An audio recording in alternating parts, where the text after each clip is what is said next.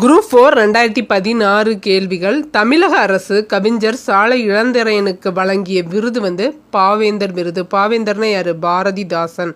புரட்சி கவிஞர்னாலும் Bharathidasan. G U Pope திருக்குறளை எந்த மொழியில் மொழிபெயர்த்தாரு? ஆங்கிலத்தில். வெளியிட்ட ஆண்டு என்ன? 1886.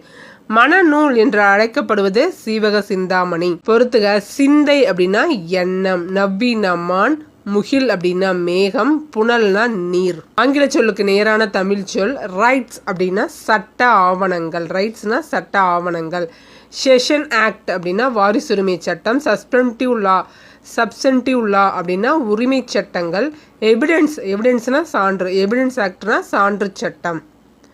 யாழ் கேட்டு மகிழ்ந்தாள். யாழுங்கிற கருவி அதில் இசைக்கு ஆகி வந்ததுனால இது கருவி ஆகு பெயர்.